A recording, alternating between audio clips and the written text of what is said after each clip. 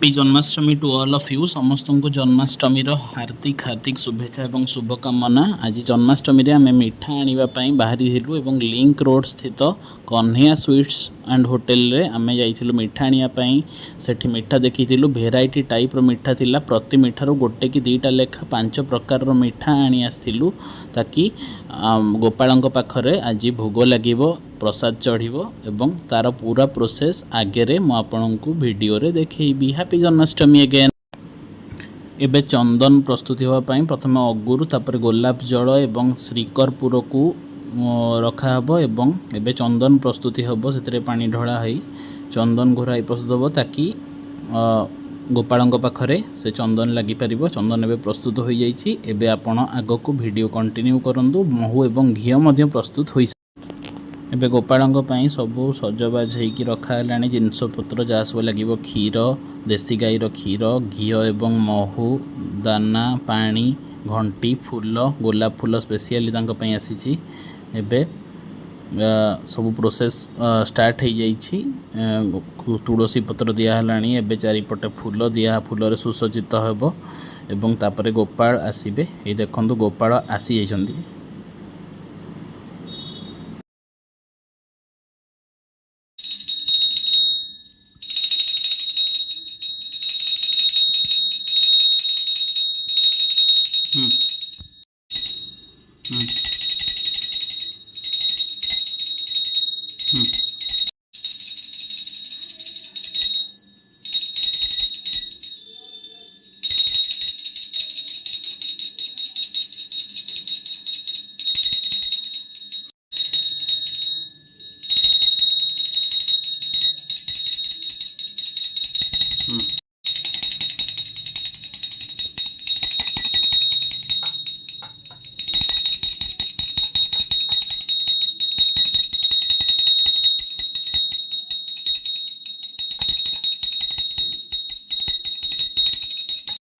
प्रथमे जल तापर क्षीर पर घी महू पर एबे चंदन रे गोपाल को लगे दि जाउछि एवं तांको ऊपर पुणी स्नान करा जाउछि। आउ थरे देखंतु आपण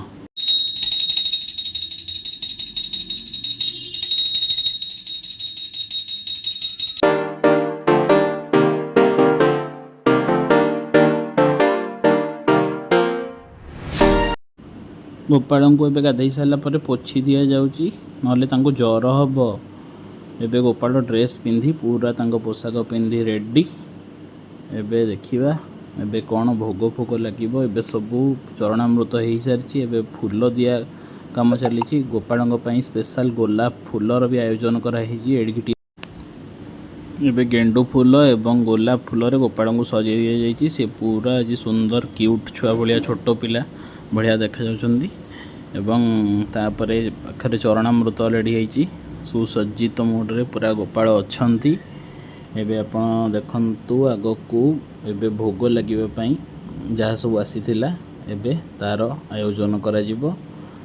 आग गोपाल तुलसी लगेले गोलाप फूल लगेले एबे गेंडू फूल एवं विभिन्न प्रकार ये सजा होइकि सी पूरा अछंती। एबे गोपाल आसीथिबा मंच काजू कतली लडू एवं अलगा प्रकार मिठा जहाँ सब आसाला भोग लगिकी एबे पूजा होची। तुलसी लगिला भोग हो गला। एबे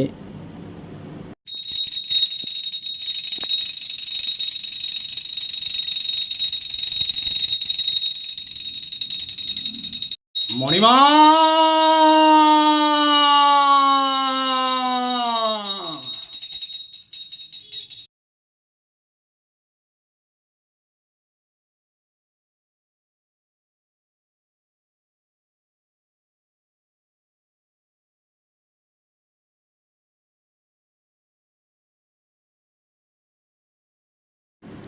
तो यही भाव में आज जन्माष्टमी भोग धूप दीप एवं फूल देई एवं आपण आग को आम चैनल को सब्सक्राइब करूँ लाइक करूँ वीडियो को शेयर करूँ।